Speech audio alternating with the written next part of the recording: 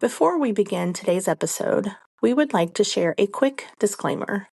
The views, opinions, and statements expressed by the hosts and guests on this podcast are their own personal views and are provided in their own capacity. All content is editorial, opinion-based, and intended for entertainment purposes only. Listener discretion is advised. Hey, everybody. Welcome to the Silly Goose Society podcast. We've done it. This is the episode that we've been planning for 6 months. The people that are responsible for bringing us into the world are here. Well, it's kind of responsible. Well, half responsible. Yeah, it's the dad episode. Ba-da-ba-ba-da-ba. Yahoo! So I figured how we'll get this shindig started, or light this powder keg, or screw the pooch, whichever mannerism we want to use. I'm thinking of a number between 1 and 6. Ed, take a guess. All right, 3. Oh shit, you got it on the nose. Okay, you get to introduce yourself first, and then Dad, you introduce yourself, and then we'll just hit the ground running. That's between 1 and 6. Yeah. 3. Well, yeah, but there's also 2 and there's 4 and there's 5. Exactly. Actually, that was Same number I was going to say. That was kind of simple. That's right between. Oh, jeez, man. You know, nothing gets by you. Sharp as a butter knife over here. All right, Dad, introduce yourself. My name is Ed Schaefer. I raised this young lady over here, and I don't know I don't know how far you want me to go. How far back in far history? enough. I worked in the coal industry my whole life, and I'm still doing it. Still doing training for coal miners. So that's about it. I mean, I don't know what you want me to say. Respectfully, that's the most West Virginia dad job I can think of. Oh yeah. Just working in the coal mines. That's like. Yeah, that's West Virginia. I couldn't think harder if I tried. You got to have respect for a person like that, because that's a dangerous job. I'm a dangerous. I worked in it for years. Well, Having you is dangerous. That's true. He was almost crushed by 20 tons of equipment. Yeah. One time. Yeah, broke his back, Oh, and it was, he almost died a couple times. Well, yeah, makes He had that roof fall that you barely made it out. When the shield fell on me, when the 20 tons fell on me, I felt that a little bit. Felt it a little bit. Once again, a normal person, it would probably killed him. I just shoved it off of me a little bit there. Yeah. Such a dad thing. You almost died. Yeah. It was Tuesday. What do you expect? You know? Yeah. Actually, it was on a Wednesday, but. But who's counting, right?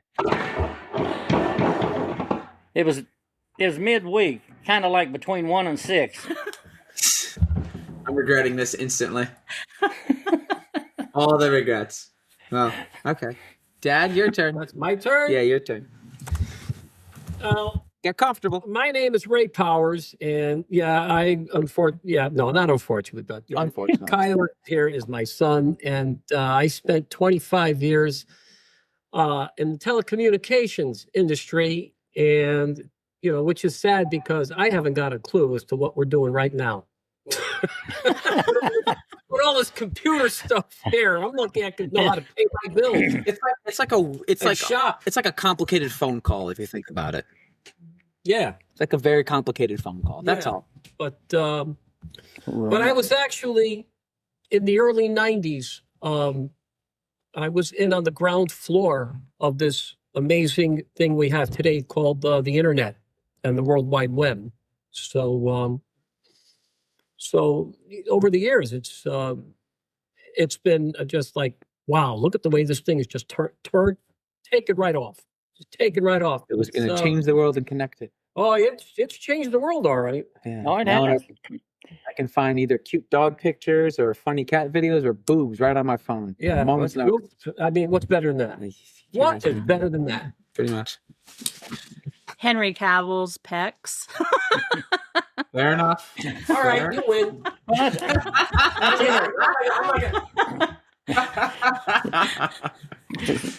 Just give up. Just give up. Yeah, I quit. Yeah. All right. Wait, what story was I supposed to start with? You were supposed to tell us the story about when you made us completely lose our shit because of what flew out of your mouth. Because of the female orgasm. Yeah. All right. So the very, very first episode that I was in charge of the podcast. So what they kind of figured that like a nice little intro to that was that I was going to do like solo episodes. I was going to do one episode with one of the co-hosts, the other co-host, and then Angie and I did our marathon of an episode. And then the last test was Mama Birds were like, okay, time to fly the nest. And you run your episode. You do the intro, you do your topic, we chit chat about this, that, and the other thing. Let's go. And so I was like, okay, cool. We video games, like video games that we see were most, for whatever reason, how we would classify a Mount Rushmore of video games. That's what the episode was. So the intro was something along the lines of like, kind of like that. Oh, the mama birds are kicking me out of the nest and see if I can fly. And today we're going to talk about something incredibly near and dear to my heart. And I think I paused for like a second and I went, the female orgasm. And two of them completely just they had no clue what to do. I caught them completely off guard, and we were clutching our pearls. We were like, "What?" Clutching our pearls. You know why? Oh, please enlighten me. I'm clutching my pearls right now. This conversation goes very much further. Yeah, and I cracked some type of a joke like that, and just exactly to keep them on their toes. They had no clue what the hell was going on, which is so much fun. It's genuinely so much fun. Like, just yeah, it's great because you never know. Like I said, that's when the funny antics kind of happens organically. Yeah. But I do want to say. Sometimes that's just like saying something to somebody just to get an expression out of them, and that livens the room up. Oh yeah, it's like when you and Mom liven the room up, all right. Jesus. Hey, like how you and Mom would crack your dirty jokes in front of Tyler just to get him to like, oh my god, no, and they just like run away, and it's just like, dude, just ignore it. They stop, and that's exactly what I did. I don't think you guys have ever cracked a joke like that since. Like in front of me, at least. Which one? I don't know. Just being like stupid, cute things. Like, honey, save this for the bedroom later. And you're like putting the ketchup away or some shit. Yeah, put the ketchup and a whipped cream. Yeah, something like that one. Yeah. And Tyler, my younger brother, was like, oh my God, Mom and Dad. And they just keep doing it. I just ignored it. And they just have not made that joke since in front of me. Well, you're not here to make it in front of you. All right, fair enough. We'll give it that one. Touche. Scores even. Hey, before we get too sidetracked, I do want to say thank you both for agreeing to do this. We've been talking about getting you guys together on this for, 6 months? But yeah, I just really appreciate you all giving your time and doing this. Well, you're welcome. Thank you. I mean, and I want to say this before we get going, and then you all leave this session probably hating us, so...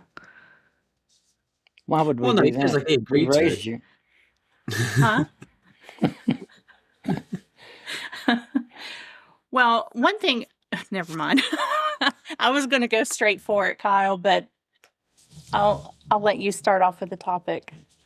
Wait, straight for a haha or in Oklahoma? Where were you going?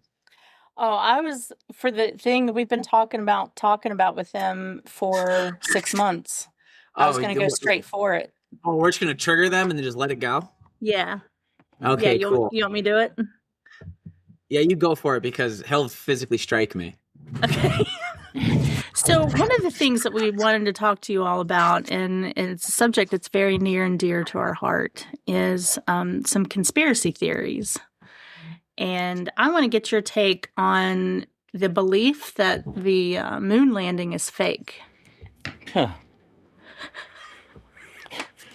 Well, there's compelling. Ray, do you want to take off on this? There's compelling evidence that the moon landing is fake. Right, Ed? Well, let me ask you this. Oh, yeah. Why do you believe that they didn't happen? Good question. Why is it you don't believe that it happened? Well, I don't know. I don't know that I necessarily believe the theory. I think that there's some interesting notations about like the whole thing with Stanley Kubrick. How he came out and said basically that he orchestrated the filming of the moon landing. Yeah, I give that a 50-50 because Kubrick was not the most stable human being. That's the first I've heard that. Oh, that he came Oh, forward. really? Yeah. That's the first I've heard that. I have not heard that. Yeah, I read about that once. Some on that. I don't believe it. So some of the things that people say are like how it was filmed. I'm trying to think of some of the reasons people think that the moon landing is fake. Well, I know there's this infamous picture that exists that's been shown, a million times of I forget, it was probably Neil Armstrong standing on the moon. They got a picture of the Earth in the background, and there isn't one star to be seen. Mm-hmm. Yeah, in the sky. Now, I mean, I don't know. All right, I don't know if that. I mean, at this point in time, can they produce something like that? I'm sure. With today's technology, they can do anything like that. I could probably do it right now on ChatGPT. Okay. What I find it hard to see. I find it hard to believe that it didn't happen, because as a kid, you're sitting there watching it. This was the biggest thing. You remember Kennedy challenged. Yep. Kennedy challenged America to put a man on the moon before 1970. He also promised to serve 4 full years. Yeah, that wasn't his fault. Okay. That was what was promised. Okay. And, when your closest competition is Russia. Yeah. Okay. You got to do it before they do. Okay. Again, we're going back. This is the 60s. Okay. This is the mid to late 60s. All right. So I find it hard to believe that, quote, is any conspiracy that it was a fake and all of a sudden. I mean, we sat there and we watched it. Okay. We watched it. And I just think it's I can't believe that it didn't happen, and all those moon shots were all fake. I can't believe it didn't happen. Yeah. And mind you now, it's your turn. My turn. Right, because the Artemis is being built. We're going back to the moon. Yeah. Okay. Yeah. So now at this point in time, it's your turn to say, okay, we're going to the moon now again. There's the rocket. So whether you want to believe it or not, you're going to see it. Listen, I want to see affordable groceries first, if I'm being honest. Oh, and affordable healthcare too. But I mean, Can I expand on something your dad, Ray, was saying there? Yeah, go for it. Please, by all means. Okay, so your dad just mentioned we were in this big race with Russia and possibly even China to some degree back then.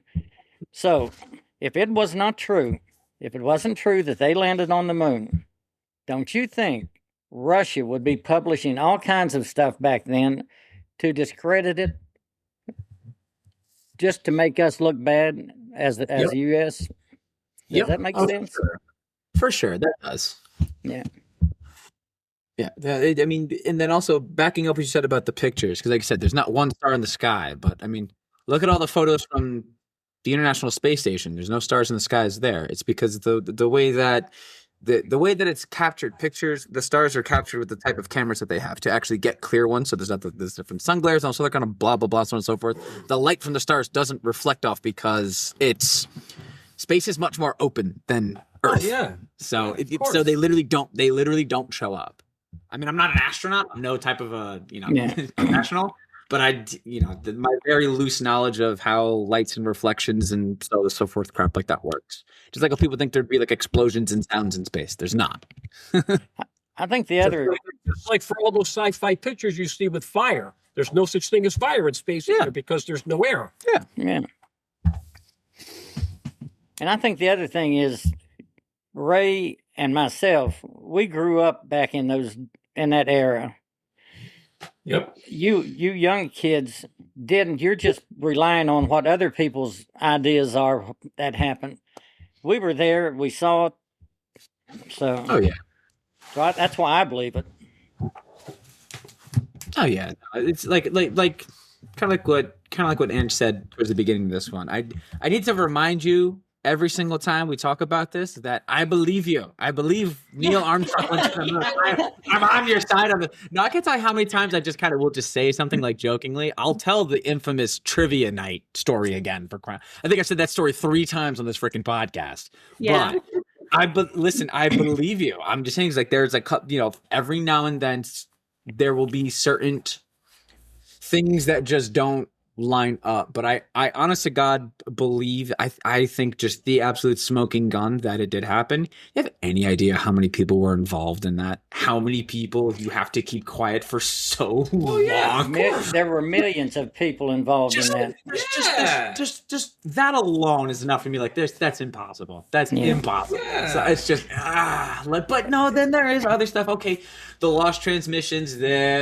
And the flag, and this shouldn't be this, and just where we were technologically, and then we just miraculously kind of pulled it. So there are some parts like the math doesn't add up, but then there's other things like that. Just the amount of people involved, that math adds up perfectly. Any given way and twice on Sunday. So it's like I tell you, the thing that I believe more, I do think we landed on the moon. It's fun to kind of go with conspiracy theories sometimes, but the one thing I do believe in wholeheartedly, and I will die on this hill, that we haven't been back to the moon because there is evidence that there is alien settlement on the dark side of the moon. I think that we became aware of something. We had contact on the moon, and we haven't been back because of some kind of agreement. How do you know there's? How do you know there's alien? Because they have picked up. There's all kinds of videos where people have noticed structures. NASA will cut the feed from like the live view when weird shit looks like it's coming off the moon. They have, there's all kinds of videos everywhere where there are like perfect beer. There are structures, not structures, but ships coming off and on the moon. Mm-hmm. I've never seen those. Oh, you haven't seen those? Yeah, I haven't either. Yeah. In fact, there was one not too long ago. A guy was recording with his telescope, and he was doing a live broadcast, and there was like something that landed and took off on the moon. Mm-hmm. That was Moon Maid, Dick Tracy's daughter-in-law. Moon Maid? Yeah, Ray, you remember Dick Tracy, don't you? Oh yeah, oh yeah. Moon Maid, all that stuff. Yeah. That's probably what they saw. Moon Maid taking off from the Earth. Yeah, that's the conspiracy I die on. Yeah, that there's aliens on the moon. But you know, mankind can come up with all kinds of things for no matter what. As an example, there's people that believe the Holocaust didn't happen. as far as that See? goes. Oh, yeah. Somebody else brought up the Holocaust before I did. Yeah. Every episode, the Holocaust, the Holocaust. But at least this one will probably get left in. All my jokes get cut. Look, like everything else, we don't know because we didn't experience it. There's people that did experience it. Right. Okay? They're the ones that are going to have the truth. Oh, yeah. All right? And we still have a government that there's a lot of truths that they don't want us to know about. Mm-hmm. That's like my favorite scene. Okay. That's one of my favorite scenes in cinema history is the first Men in Black. Honestly, the whole basis of the first Men in Blacks when Will Smith finds out about everything and Tommy Lee Jones is trying to recruit him and so on and so forth. And so they don't report to the government. They have it all quiet and whatever. And he goes like, why keep it a secret? Why the big thing? And he goes, because you do know that's a right. Movie. It's not real life. Well, my dad is sitting here with the biggest puzzled look on his face, like, what the hell is this guy talking about? But there's exactly. It is a good movie. Yes, no, not that. I like the movie. I love the movie.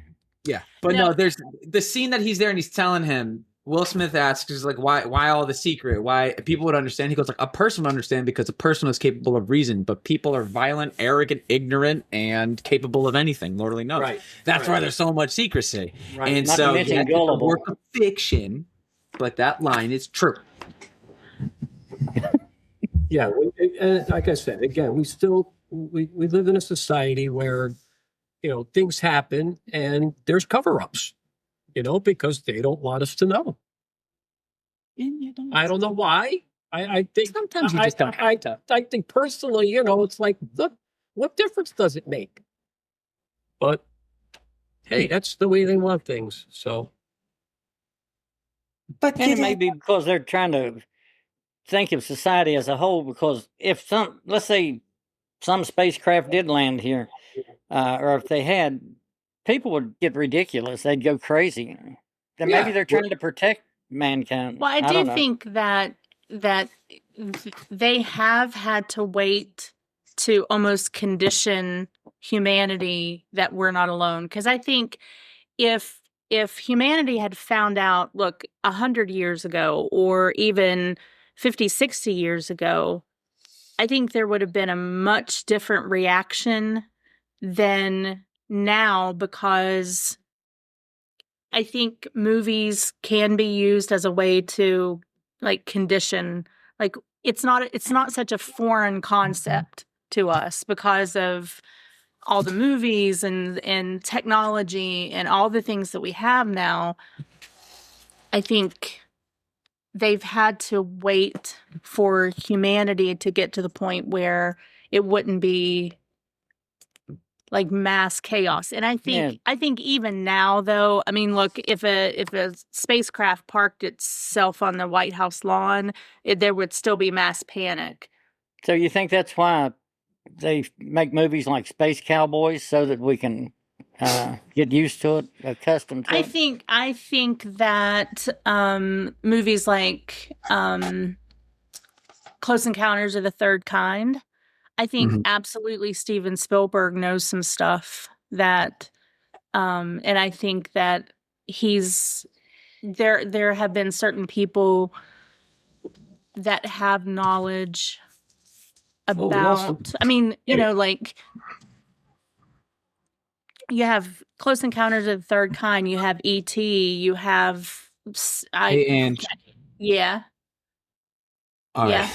I don't know. Something happened with the audio on us, and now you're like, so when you, it's echoing horribly. Yeah, it is. Oh, is it really? Oh, you guys are better now. You're better now. I don't know what you did, but you're better now. She's not excited now. I didn't do anything. Yeah, maybe I need to stop talking about aliens. That's what That's what it is. The guy's like, they're getting too close to the aliens. Shut them down. Right. Right. Jesus. We hear you. Well, I definitely believe that there's other creatures in this universe other than us. I mean, why would you just put a group of people on this one planet with all these millions of other planets out there? So I believe there is alien creatures, humans, whatever they are. I really hope they're the ones from Mars Attacks. I really hope they're those ones. Oh my God. I love that movie so much. It's so great. As long as we've got somebody who can sing that one song that blows them up. I can't remember. Explode. Yeah. It would be fantastic if Tom Jones sang that song and stopped them all. That would be great. Who was that guy that sang that song? No, he sang that whatever friggin' song, that Yodeling song. Who was the singer of that song? Oh my God. He was a good yodeler, though. Yeah, but he had a horrible voice. Oh my God! Hey, that's who you want in your corner when those little Martians arrive. Yeah. Yeah, fair. I'll give you that one. Then and only then. Yeah. Then and only then. We'll just get that little boy that went super viral super quick. All I want to do. Remember that little kid at Walmart, wherever the hell he became? Yeah. And then next, 3 weeks later, he's at the Grand Ole Opry. Why? You know what? I changed my mind. Aliens, take us out. But you know how we always say, it's not Christmas until we see Hans Gruber get thrown from Nakatomi Tower. It's not the 4th of July until we hear Bull Pullman tell me that today we celebrate our Independence Day. Yeah. Right. It's not the 4th of July without that movie. That is very true. God, it's a good movie. Right? It's like one of the best speeches in movies ever. And that movie. I love it. That's fine. What? All right. Tell the Thanksgiving story. They can't see it, but tell the Thanksgiving story. What, the turkey? Yeah, the turkey. Great grandpa. All right. As usual, Thanksgiving was here at my grandparents' house every year, and my grandfather would get up. But there was always a lot of people. We always had a big turkey. My grandfather would get up about 4 o'clock in the morning. He'd put the turkey in the oven. So this one particular Thanksgiving, he said to my grandmother, he says, don't let anybody baste the turkey with the turkey baster. It was dirty. He didn't want anybody to get sick. Okay, fine. So we go out for coffee, as we did, and we come home, and my mother is standing there basting the turkey with the dirty turkey baster. If it's dirty, why didn't you wash it? All right? This is on my grandparents' grave. I promise you, I was there, I saw it, and I'll never forget it. Like the damn moon landing. He opened the oven door, grabbed the pan with the turkey with his bare hands. My grandfather did everything with his bare hands, opened the back door and threw the turkey out the yard. All right? It goes about halfway down the yard, hits the ground, and explodes. All right? Grandma's crying, Mom is crying, and I grabbed Grandpa's like, it's time for coffee again. Let's go. Out the door we go. And it was lucky enough for us, one of those years, my mother also had a turkey in her freezer. So we got that turkey. Thanksgiving was a little late that year, but we did have a turkey. But that is no lie. He threw that bird halfway down the yard. Well, did you ever find out what was wrong with the turkey baster? It was just dirty. It was just dirty. That is the type of person my grandfather was. He just didn't want anybody to get sick. Didn't want anybody. My grandfather was very protective of his family. He really was. But he wasn't. But he was above just washing the turkey baster. Well, listen. I'm only telling you. I think you said that, right? Like I think the first time I said this story, Andrew goes, "Why didn't they just clean the turkey baster?" I am only telling you the story because I lived it. Okay. I didn't wash the turkey baster. I just was there watching the half-cooked bird fly down the yard, okay? It's like he was moving uranium around with the turkey baster. Yeah, apparently. I bet the live turkey said, "I'm not going near that house."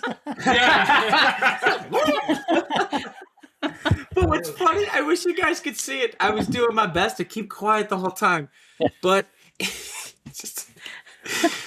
My sons love that story. It's their favorite. They unfortunately never had the opportunity to meet my grandfather. My grandfather was just a great guy. He was just Well, a. I mean, Did he die early? We Oh no, but he was pretty old when he died, but he died 72. What? Yeah, He was 70.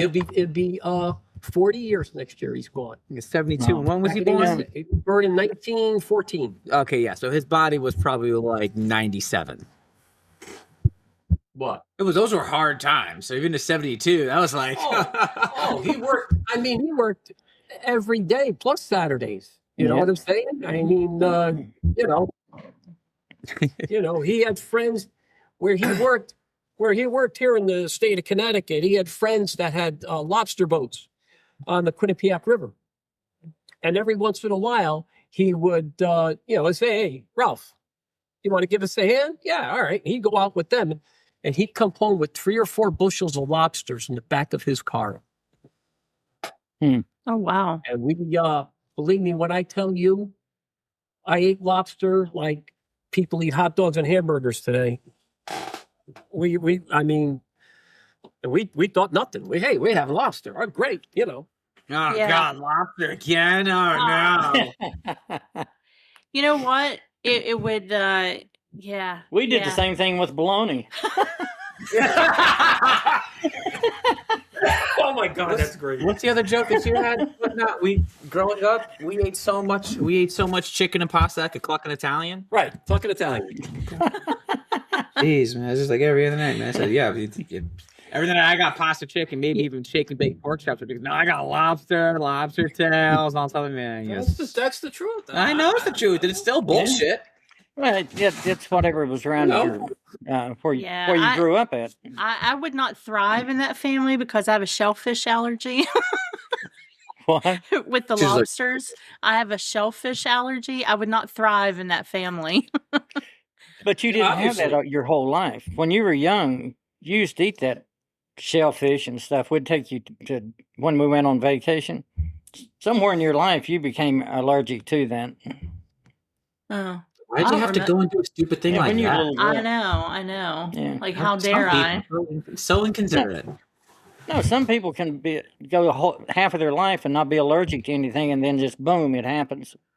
Well, I can tell you when I found out I was 18 at the beach and bit into a king crab leg. Oh, right. You'll learn quick. Yeah, wow. And you should have heard that thing scream when she did that. You son of a... He didn't have time to get back in the water. That crab was looking for cover, man. Yeah. The sand was flying. He was digging like hell. But like I can see this. I can see it though. I just see like Angie's like running. Hey, just grab and just take a chomp out of it. Oh, no. She didn't have a lot to eat when she's grown up. She grabbed the first thing she could find. Apparently. Good thing she wasn't around when they threw that turkey down the driveway. She'd go running with the net. I got it. I got it. I got the leg.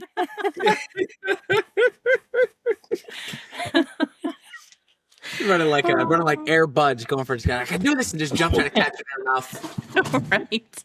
Yeah. Screams like hell too. That's funny.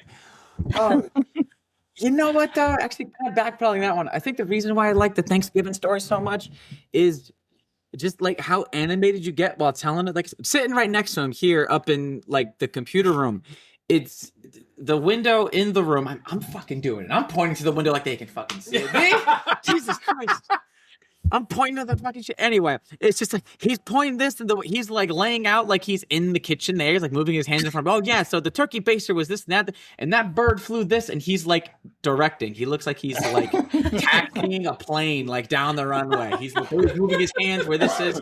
But that's why the turkey story, at least for me, why it was so funny, because like I was telling them, it was that like we would be, we would have like friends over, or like, if there was a girl I was dating or something like that one, we're, telling family stories, all this other kind of fun stuff. We're sitting on the couch. My dad would take us like he's Miss Frickin' Frizzle on a goddamn field trip into the kitchen to show us like where the stove was. Like, so it was there and he grabbed it and he would always just like pretend he would open the oven and grab like a fake hot pan and like walk it over to the back door. But what was really funny was when before you guys redid the kitchen, there was the old door that had to be closed with the deadbolt. Well, yeah. That wasn't there. That was put in later. Yeah, no, we never had a deadbolt.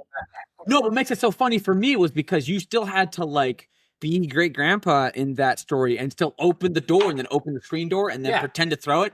But like it always took like 4 seconds to open that door because you had to like shove your shoulder to it and like turn. So like it kind of stops the momentum of the story for other people. But that was my favorite part, was him like struggling with the door.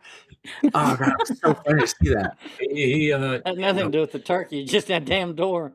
Exactly, it's just that. There's a turkey. Wait a minute, Gramps. Is this about something else? Are you trying to tell us something? would have been funny. Would have been even funnier if the door closed before it threw a turkey. Oh, bang! There's a bird right there. Okay, nowadays with that, all you need, if you tried to pull that kind of crap, Luna just come over, pop. Are you having big feelings? You see Miss Rachel's your ass or something like that one. That would be pretty funny.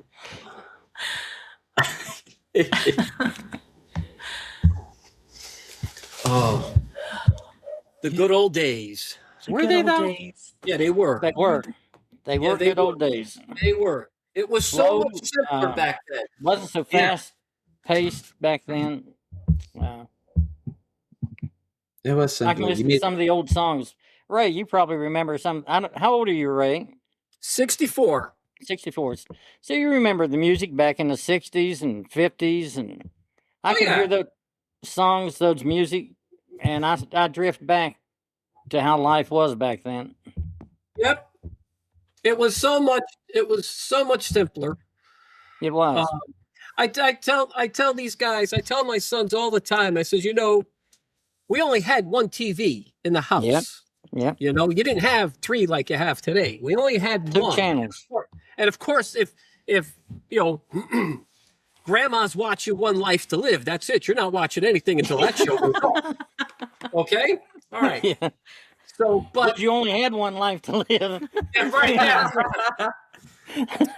But so what did you do? Well, you went for a walk. I mean, you would go out, go outside, and the neighborhood was full of people walking because I says, you either had one TV or some people didn't have a TV. Yeah.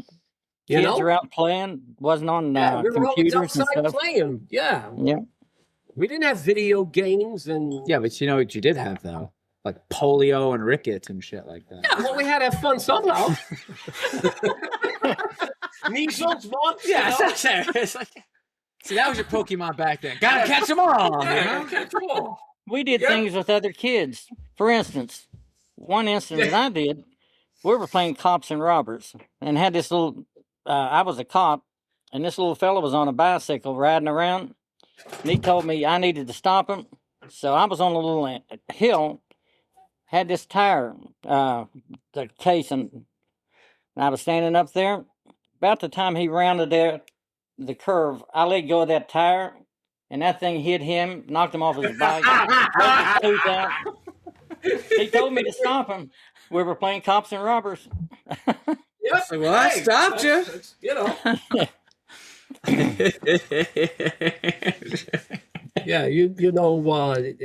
and there, every once in a while there's this thing on Facebook and it says, we drank from hoses, we played outside until it was dark, and we did all that stuff. And we played in the streets. So did I.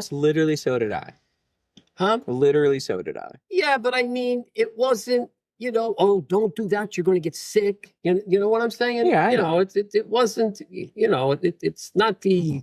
It wasn't the hung up society that it is today. I do got a question about that whole thing, because always with those ones, it's always like, we stayed out till the street lights came on. I just realized something. That has got to be an East Coast specific, like think, because you've been out my way. You've been out my way in the summertime. Our streetlights don't come on until 9:30, 9:45 at night. It doesn't get dark until 9:30. Exactly. So like, yeah, let's look around here. I feel that's kind of an average time in the summertime. The kids are out. Yeah, come on when the streetlights come on. Well, the streetlights come on and it gets dark. Yeah, about like 7 or 8 or so on and so forth like that. The sun is still up in all of its glory at like 8 o'clock at night in July, where I am. Yeah, that was the strangest thing when we first went out. To visit him, and I'm like, it's 8:30, 8:45. Why is the sun still up? Yeah. You know, it's like, because not for 9 o'clock is my bedtime. I mean, I want to go to sleep, but the sun is still up. Okay, I got to stay up longer. So I always wondered if like kids in Michigan or whatnot, okay, home when the streetlights are on, that's like 10:30. It's like 10 o'clock. Yeah. We grew up in the country. We didn't have street lights. We had flashlights. Lanterns. When you hear the banjos, get home. That's right. Lightning. Yeah. Oh my God. Meanwhile, it's just Ed stuck in like We the like a pig. Shut up, kids. Funny, huh? Oh God. Funny queer. Sling blade. Funny ha or funny queer. Ain't no gas in it. I had a scoutmaster. That was his favorite movie in the whole world, and he did a really good impression of him, and that was funnier than hell. That was like Mr. Sears is like, oh yeah, that was his like initiation of some of the newer scouts, see if they could like stick it. Is he would scare the shit out of them in the middle of the night doing his sling blade impression, like outside of the tent. French fry biscuit, huh? Like exactly. He's always just like standing outside of the gun, go, they call it a Thompson blade, I call it a sling blade. He's saying French fried taters outside of your outside of your tent at like 2 o'clock in the morning, and you just hear this grouchy old vicious Vietnam veteran just doing a sling blade impression. But at the same time, though, I understand you were not allowed to like. You had to be cut from a very specific cloth in my Boy Scout troop, because all the Scoutmasters that we had, they were all veterans. The head Scoutmaster, I want to say he did 2 tours Vietnam's Marine Infantry. So like you could not complain to this man whatsoever. Was he like Gunny in Clint Eastwood? No, Full Metal Jacket? Full Metal Jacket? No. Let's put it this way: Gunny would check under his bed for Mr. Sears.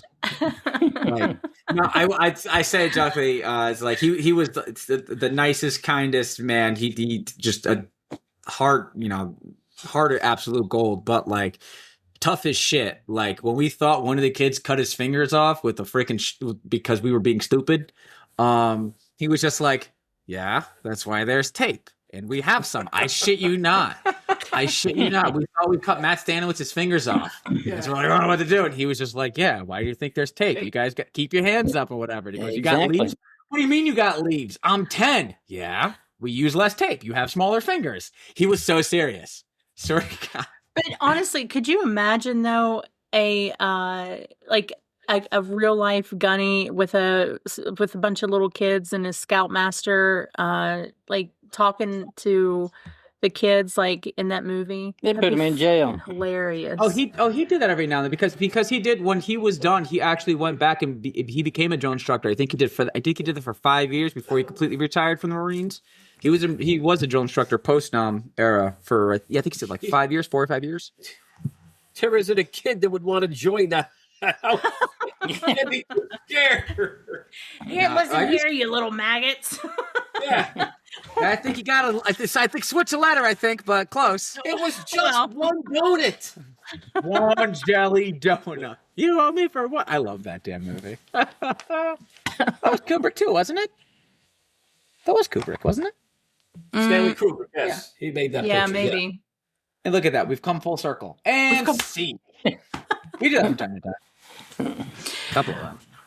What?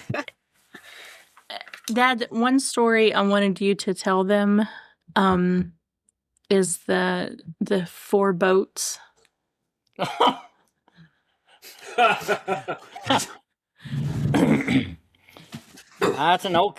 a coal miner's story, true story. But there was this old boy from Virginia, and then he had I know I have an accent, but he had a worse accent than I did.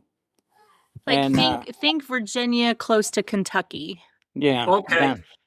So we were underground, and he was back in this piece of equipment called a shield. But anyway, he was back in there working, and the foreman at the mine came down, and Dennis yelled at him and said, "Hey, Bill," said, "you wouldn't happen to have a couple of boats in your pocket, would you?" He meant bolts, like nuts and bolts. But he said, "You wouldn't happen to have a couple of boats in your pocket." Old Bill looked at him and said, "Dennis, if I had 2 boats, I wouldn't need to be working here." Are you shitting me? He thought he was saying boat. Well, what did the guy come back and say? Do you understand this? Fuck you. Oh, that's when Dennis come out of the shield and looked at him and said, Bill said, "Do you understand this?" and stuck his finger up and said, "Fuck you."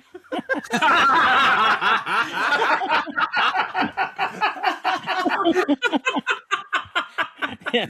Oh my God. Yeah, he thought he was talking about boats that you ride in. That's excellent. Boats in your pocket. I'm just picturing. Oh, You wouldn't have to have a couple of boats in your pocket, would you? God, I'm telling you, some of these stories were diabolical. Like the shit they would do to each other's dinner buckets, and I think Mom got tired of somebody stealing your lunches for a while. When I became a foreman, then I used to bring a bucket, but as a foreman, I had to make runs all over the place, back and forth, and I hardly ever eat my lunch. And when I did get ready to eat my lunch, somebody had already got in it and eat my sandwiches, cakes, whatever.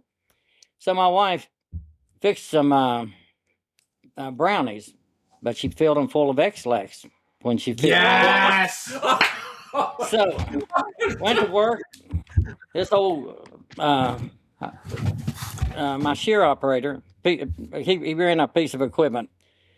Anyway, we were getting ready. It was getting close to the end of the shift, and I was going up to make my run up this, what they call a face. I won't go into all of that, but he was going, and he said, Ed said, "Man, my belly's hurting." So I knew who got my bucket. You son of a bitch. So he said, "Man, my stomach's hurting." So he got outside and was in the bathhouse getting ready to take a shower. He was going to, he was naked as could be, taking off. And this guy grabbed him and said, "Porky, where are you going?" He said, "Let me go. I got to go shit, man." So I guess he shit his brains out that whole night there. He never got my bucket again. Oh, that's beautiful. He said I was just like, okay, I'm curious to see where this is gonna go, because I heard you say, I was like, oh, she was getting tired of someone stealing your food. He goes, oh, filled it full of X-Lax. I knew the exact ending of this story. Oh, you knew it. But I was just waiting for it because what's it called? Where I think my older brother, he had one of the guys did that as like the senior prank that at his high school. He went to a Catholic. He went to a Notre Dame West Haven. It was the a boys' school. It's just a all boys school, boys only school, whatever the hell. Yeah. I don't know. And so, I forgot what one of the guys like said or did or whatever the hell. Was like, because it was like it was towards the end of the year, and it was like he said like his mom or someone or whatever the hell had made plenty. He brought in like 2 trays of brownies or like 2 trays of like cakes or cupcakes, whatever the hell it was, something like that one. And he goes, "Yeah, she brought them in for everybody and this, that, and the other, and also that kind of fun stuff." And so there's like 24 bros just like down in this cake and brownie at 7 o'clock in the morning, like 8 o'clock. That was apparently that made for one interesting day of school. Oh, I'm sure. And Ray was never happier that his bus was late that day because he was absolutely. He was like, "Oh man, that was pretty fun." When he told us that one, I was like, "That's good," but good. We had one old boy that he nailed everybody's dinner bucket down to a piece of wood. Yet at quitting time, everybody ran up there to grab their buckets, and hell, they picked up that whole board and everything. He nailed his own bucket down so no one would think he did it. Oh, that's genius. You got to get yourself in on the joke, too. Oh, no. Oh, dude, I'm kind of upset with that. Like, I didn't have the genius to do this one, but one that happened, I mean, I don't even know who did it, but it was at the, I think it was my younger brother's. I think it was in his grade. What some kid did who was really good with computers, apparently was able to either he got access to the principal's computer and stuff or hacked into it, whatever, I don't know. But I'll never forget that when we got this letter in the mail, and shit, either you or mom, one of you guys were reading it, were like, what the hell is this? And then I think mom read it and she was freaking out, and you read it and you knew it was fake, or vice versa, one of you did. Whatever the case may be. But the kid got into like the principal's stuff and things, Lori, and typed up this like book. Thank you for that. Typed up this bogus letter that was then sent to, like just sent print mail, and the printer that was there, the letters that they printed out was put in envelopes. They were addressed, they were stamped, and they were mailed out to the entire school body.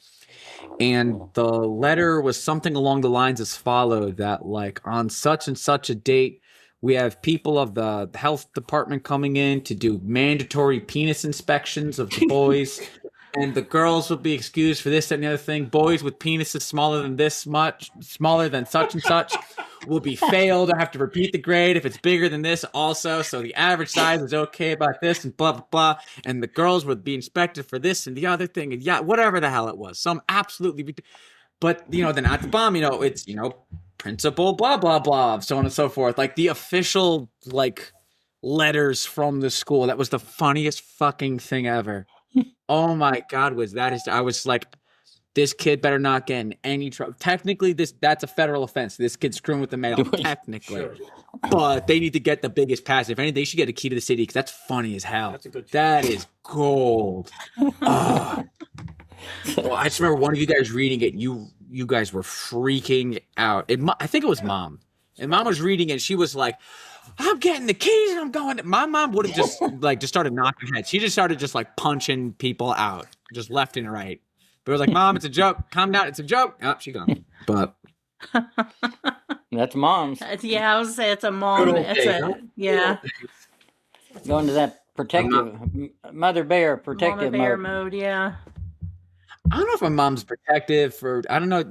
She says it's protective, but sometimes mom plays offense way too much. Like, it's the best thing about her, but like, I'm just being a mama bear. No. Mama bear is defensive. That was full on offense. That was preemptive strike. That's not, that doesn't work. This is the part of the show where I keep my mouth shut. Like I said, remember, this is the part of the show where Andy. What did you say? That first punch is what matters. The first punch is what matters. Yeah, I think Angie liked the story. I think I told it. I forgot if it was on the podcast or one of the times we were shooting shit, but I told the story of when she punched the priest in the face when her grandmother died. God, I love that story. I love that story so much. That was not mom. Yeah, it was mom. Mom told me that. My aunts told me that. My grandmother. Everyone. I thought it was Auntie Sherry. Multiple sources confirmed it was my mother. That. Yeah. Okay. Multiple sources. Your wife. That was good. Yeah. Look me dead in the eyes and tell me that's not that's very mom. That's very character for mom. Yeah, I guess. Yes. He's being very diplomatic. Yep. I guess I'll just tell the story and make sure that I'll know that I told on this one. It was when my mother was very, very close with her grandmother. And she was very, very close with her grandmother, and it was right when she had passed, and she was having just like a difficult time with it. And so I was like, she was crying, she was hysterical, and so on and so forth. And the priest who was there to do the last rites and so on and so forth.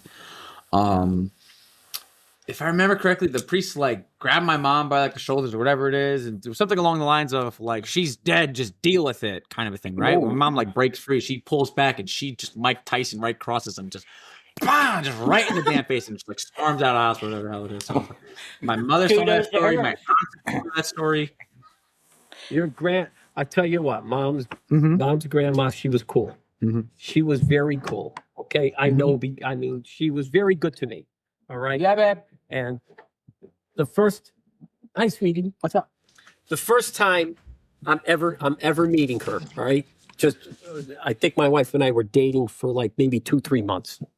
The first time I'm ever meeting her, she's come out. Oh, yeah, sure. Okay. So I walk in, she is on oxygen. Okay. And she lights up a cigarette.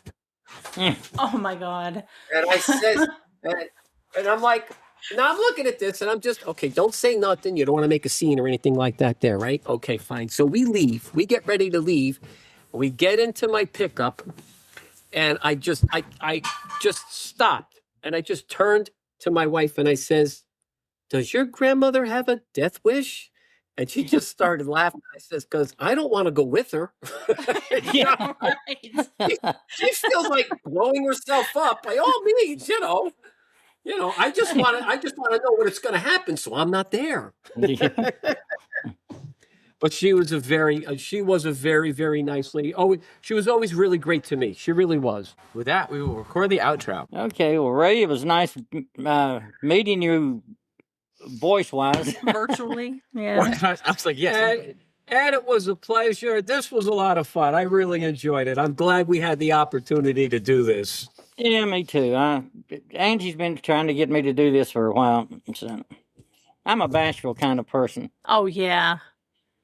Yeah, you're real bashful. I get embarrassed real easy. No, I just straight up told Dad, I go, say, Dad, when I'm there, you're doing this. And he was like, what? I was like, you're doing this. I was like, all right. Well, again, it's something new. I never done it before. I don't know what to expect. I know what to expect now. So many jokes to be made there. This was a lot of fun. This was really a lot of fun. And now that I've done it one time, I never want to do it another damn time. Did it once, cross it off the list.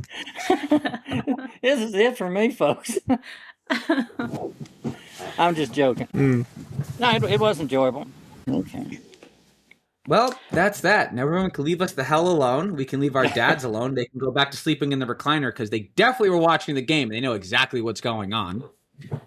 That's what I'm going to do at 4 o'clock. Take the moment and thank Dad for putting up with my bullcrap today and for the past 30 whatever years. Ed, thank you very much for taking the time out of your day. And on a little bit of an Oklahoma moment, brace yourself, Ange. Oh, God. I would also like to thank you, Ed, very much for raising such an interesting and a very special woman. Well, you've done an unbelievable job. And I appreciate that. And again, it was enjoyable. Thanks very much for the invitation.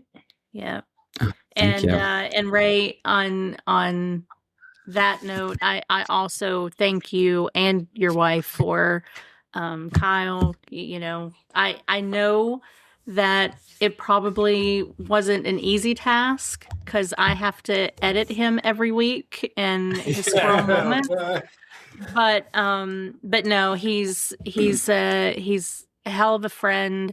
I'm very lucky to know him and thank you so much for the job that you did in raising him. You got a good one there.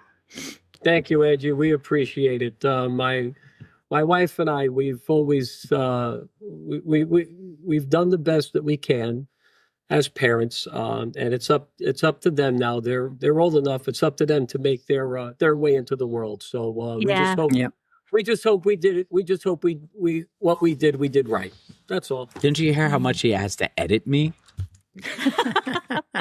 Also, last question: How like jealous are you that she gets to edit me? You just got to deal with me. She was like, "Nope, don't want him to say that. Don't want him to say that. Don't want him to say that." Yeah, Angie, 2 out of 3 ain't bad. Yeah, I have to hear him so we record maybe an hour. I have to hear him over and over and over until I get it finished. So yeah. There are times that I want to strangle him. No. Love you, Kyle. I mean it. Oh yeah. Well, again, thank you very much for inviting us. I really appreciate it. I had a great time. I really did. Me too. Yeah. And to all of our listeners, thank you so much for listening to this episode. Please be sure to like, follow, share these episodes with your friends. That's the biggest way to help us out. And we'll see you again next week. Thanks. Bye. Are you going to honk? I was waiting for it. Get away from my kids.